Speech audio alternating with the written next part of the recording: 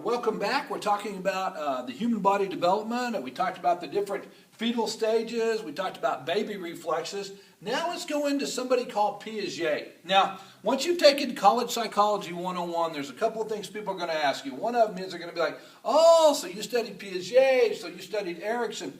So this is a pretty famous study. As a matter of fact, this study has been around so long that it's just commonly accepted as factual here. So we look at Piaget's cognitive development. And anytime you see the word cognitive, you're thinking brain, you're thinking thinking. How do I think? How do I process thought? So Piaget's cognitive development. Piaget says that there's 4 steps to cognitive development tied in with different age groups. So first of all, we have sensory motor. Sensory motor is birth to 2 years. Everything is by the senses. So we're like, well, why does a little baby, why does a little baby put everything in its mouth? Why does it taste them? Why does it touch? Why all of a sudden when we see a light and we're a little baby, why does it go right there? Because everything is sensory motor. The 5 senses in the body dictate everything that baby's learning. So it's kind of cool. So here we go, birth to 2 years. Everything. The total mental development of the baby is sensory motor. Now, the interesting thing, and what we don't realize sometimes, but it's so true, is that in sensory motor we lack object permanence, which means that if we see something and we're a baby or even 1 year old, okay, if we see something, we don't remember that item. We don't store memories of that thing. So you're like, oh, well, here's this little cool hat, okay? So what does the baby go? It goes, oh, cool, it's bright colored. It tastes pretty good. It smells kind of rough, okay? So everything's by sensory motor, but there's no object permanence. We don't remember any object. So if you show a baby something one day, the next day it won't remember it, the next day it won't remember. Even a year later, it doesn't remember objects. Now, it's kind of interesting because it remembers characteristics of, say, the mother. Or it remembers characteristics of, the grandfather or whatever, okay? And usually that it's by sound, touch, and sometimes even taste, okay? A baby might even have a certain smell that it picks up on the mother or somebody, but we lack object permanence. So that's pretty interesting, and we'll actually tie that in a little bit later. Then the second stage is pre-operational. So according to Piaget, and we're finding this to be true, everybody goes through this. So in pre-operational, from 2 years to 7 years, what's our brain doing? What are we thinking? Well, we use language, okay? We use language, okay, 2 to 7, but not full understanding. Oh, so we go from sensory motor, everything with the senses. So when does a baby start talking? Well, maybe at 2, maybe not at 2, but we begin to make sounds and we begin to go. And so what it really is it's kind of a copycat thing.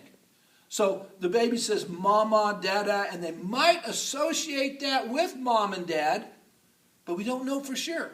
And so the baby begins to say things. Well, look, this goes all the way through 6 and 7 years old. Well, what's wrong with this? Man, okay, well, here we go. 5 years old, kindergarten. 6 years old, first grade. 7-year-old, maybe first or second grade. Oh, well, let me tell you what happened, and I was also a school principal. So we had this little girl in our school, and when she was in kindergarten and first grade, they said this girl's a genius. Man, she can read and she can pick up a book and she can read and her vocabulary is incredible and she can say all these words, and she really was. I went in and I was like, boy, yeah, this girl's really good. Oh, but guess what happened? She could say the words, but she had no idea what the words meant. She sounded really intelligent. Well, it was kind of ironic because really what happened was her brain development, she actually had a little bit of a problem with her brain development. She had a severe learning disability, so she went really fast, so she was really good. But the problem is she ended up having a severe learning disability because when she got to concrete operational, when it was time to know what those words meant, she could say them, but she had no idea what they meant. Oh, so we got to be careful, don't we?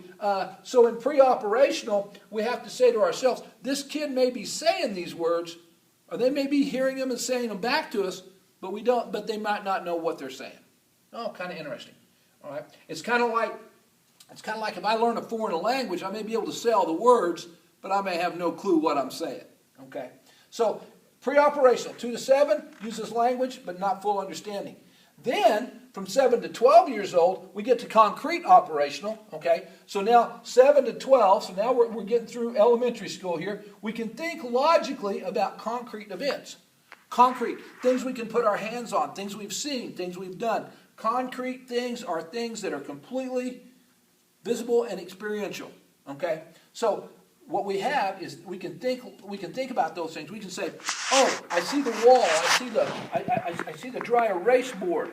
And so we can talk about, we can say, yeah, I can take this dry erase board and I can mark on that. And that kid understands that. And we say, mark on that dry erase board, and here goes that kid, because that's concrete operational. 7 to 12 years. Formal operational, 12 to adult, we can think logically about abstract concepts. So this is where we come in, and we're able to say, okay, well, I wonder what it would be like. I wonder what it would be like if we had an invisible board here and our thoughts could put the letters up there. Wow. Boy, all of a sudden, that's a whole new concept. Well, these are all different parts of the brain. So this is brain development. So this part of the brain that does sensory motor develops first. And then the part that does pre-operational second, concrete operational, and then formal operational, until pretty soon, as we get to be somewhere between 12 and adult here, we get to where we can do all of those. So once again, concrete development. Now, if you have a child of your own, this is really important because here in pre-operation, well, first you're in sensory motor. We know child's going to taste everything and all. So you wouldn't want to be having this talk with a 2-year-old saying now you see that street there, okay? You got to stay out of that street because it's dangerous. Car could be coming down the street. Well, no. What's going to happen in sensory motor? You're going to let that kid near the street. They're going to do what? They're going to go out and lick it. They're going to feel it. They're going to touch it. They're going to taste it. Okay. So pre-operational, let's go with the same deal. So we say to this 7-year-old child here, we say, okay, man, you got to watch out. Cars are going to come down that highway, and you could get run over, and you could get hurt really bad. And they're like, okay, because they're sensing by the tone of your voice, and they're understanding what you're saying in terms of talking to them. But they really don't understand that if they get out in the road, they probably could get run over. All right. Now, then we go to concrete operational, think logically about concrete events. So if that child sees something get run over in the road, then they have a real fear of the road. But if the concrete event is, yeah, we've been out playing ball out in the road, we've been kicking a soccer ball, we've been throwing a ball, and we haven't gotten run over, that child's not associating the road with dangers. So we say, wow, you need to be careful. A truck could be coming down that road and could hit you. Well, the problem is in concrete operation, we're not figuring that out. But wow, when we get to formal operational, then we begin to understand it. We say, hey, what if a big truck was coming down there? And now they're thinking formal operational. Now they can think, okay, this is not actually happening. I can imagine that. I can see that.